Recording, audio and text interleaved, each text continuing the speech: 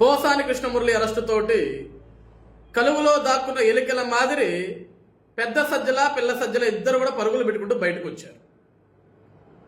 Posani Krishna Murali arrest తర్వాత police అధికారులు పోసాని కృష్ణమురళిని విచారించగా ఆ విచారణలో భాగంగా పోసాని కృష్ణమురళి అన్ని నిజాలు చెప్పేశాడు.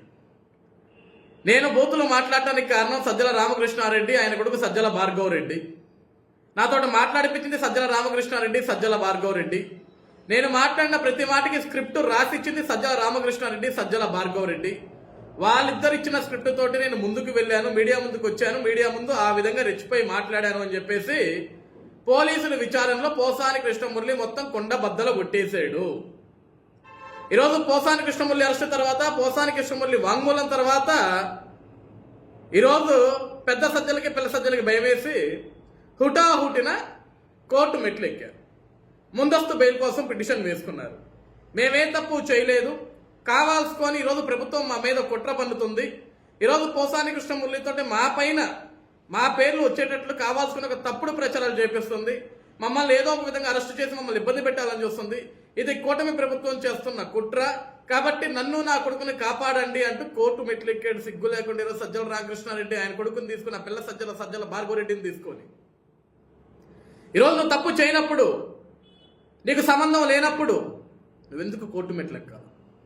ఎందుకు ముందస్తు బెయిల్ కోసం పరుగులు పెట్టాలా? సజ్జల రామకృష్ణారెడ్డి 2019 నుంచి 2024 వరకు ముఖ్యమంత్రిగా వైఎస్ జగన్మోహన్ రెడ్డి ఉన్న సమయంలో ఆంధ్రప్రదేశ్ రాష్ట్రంలో ఏ శాఖకు సంబంధించినా సరే మాట్లాడాలంటే ముఖ్యమంత్రి కంటే ముందు నువ్వు వస్తావు, ఆ శాఖకు సంబంధించిన మంత్రి కంటే ముందు నువ్వు వస్తావు, మీడియా ముందుకు వస్తావు, మీడియా సమావేశం పెడతావు.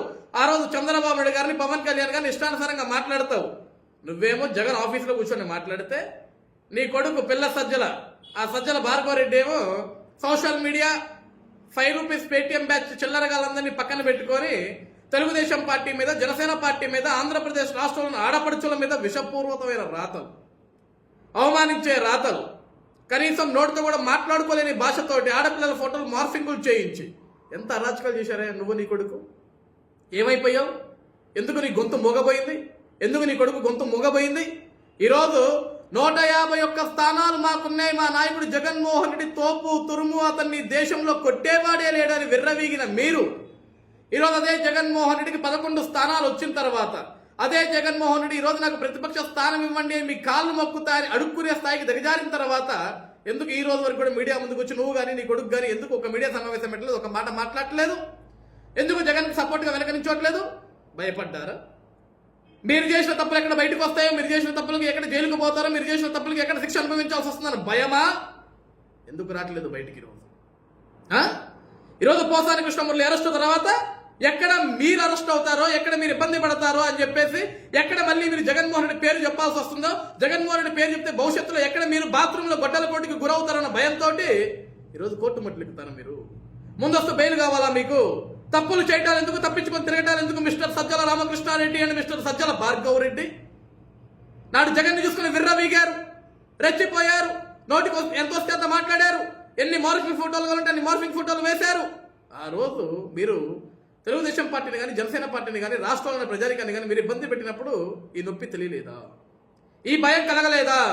మీ నాయకుడు జగన్ రెడ్డి చెప్పాడు 30 సంవత్సరాలు మా వెంట్రుకు ఎవడూ పేకలేడు, 30 సంవత్సరాలు నేనే ముఖ్యమంత్రి అని జగన్మోహన్ రెడ్డి చెప్పంగానే మీకు గుడ్డలాగల, ఒంటి మీద గుడ్డలాగల, 30 ఏళ్ళు మమ్మల్ని ఎవడేం పేకలేడు, 30 ఏళ్ళు మాదే సామ్రాజ్యం, జగన్కి మాత్రం ఏం తెలుసు, నేనే సకల శాఖలకి నేనే మంత్రిని, నేనే ముఖ్యమంత్రిని, నేనే సకల శాఖలకి సలహాదారుని, కాబట్టి జగన్ నేను లేకపోతే ఒక్కడికి కూడా ముందుకు వేయలేడన్నట్లుగా ఆ రోజు ప్రవర్తించాం.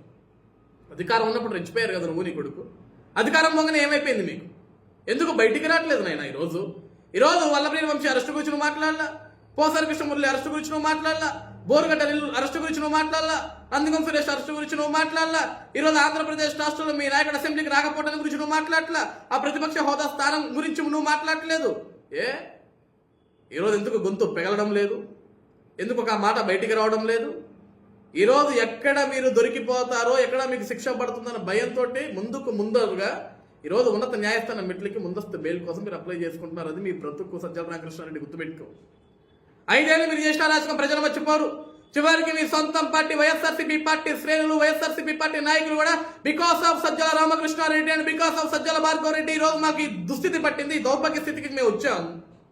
జగన్కి నెత్తి నోరు బాదుకునేటువంటి ఒక పనికి మనోడు సలహాదారుడిగా పెట్టుకోమాకు, వీడి వల్ల ఆంధ్రప్రదేశ్ రాష్ట్రం సర్వనాశనం అయిపోతుందంటే ఆ రోజు జగన్ కూడా వినలేదు మా మాట అని ఈరోజు వాళ్ళు గోడు వెళ్ళబెంచుకుంటున్నారు. సర్వనాశనం చేశారు. జగన్ ఒక చేతగాని వాడిగా మార్చేసి మొత్తం మీరే వ్యవస్థ నడిపించుకుంటూ సకల శాఖల్ని నీ చేతిలో పెట్టుకొని జగన్ని తాడేపల్లి కొంపకి పరిమితం చేసి కేవలం బట్టలు నొక్కే సమయానికి నువ్వు బట్టలు నొక్కుకో, ఇంట్లో కూర్చొని మిగతాది మొత్తం నేనే చూసుకుంటానట్లుగా ఆ రోజు 5 సంవత్సరాలు వ్యవహారాలు కార్యక్రమాలన్నీ కూడా నువ్వు నడిపించి ఈరోజు ఓటమి తర్వాత నువ్వు కనపడకుండా పారిపోతే ఎట్లా సజ్జల రామకృష్ణారెడ్డి? ఎందుకంత భయం? చెప్తుంటావు కదా నీతి వ్యాఖ్యలు, చెప్తుంటావు కదా ఇలా శుద్ధ పూస కబుర్లని చెప్తుంటావు కదా.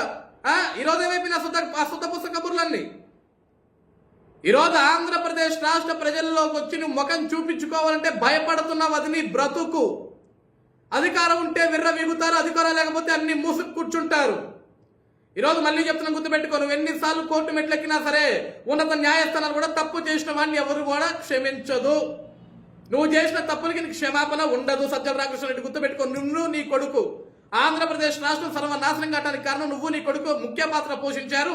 ఈరోజు పోసాని కృష్ణమురళి లాంటి వాళ్ళు అరెస్ట్ అయ్యారు అంటే దానికి కారణం కూడా నువ్వు నీ కొడుకు జగన్మోహన్ రెడ్డి. మీ ముగ్గురు చేసిన పనుల వల్ల ఈరోజు ఎంతో మంది అరెస్టులు అవుతున్నారు, ఎంతో మంది జైలుకి వెళ్లాల్సి వస్తుంది, ఎంతో మంది శిక్ష అనుభవించాల్సి వస్తుంది. ఈరోజు వైఎస్ఆర్సీపీ పార్టీ క్యాడరే కాదు, నాయకులే కాదు, చివరికి అధికారులతో సహా ఈరోజు జైలుకి వెళ్లాల్సి వస్తుంది, కోర్టు మెట్లెక్కాల్సి వస్తుంది. దానికి కారణం వైఎస్ జగన్మోహన్ రెడ్డి, సజ్జల రామకృష్ణారెడ్డి, సజ్జల భార్గవ్ రెడ్డి.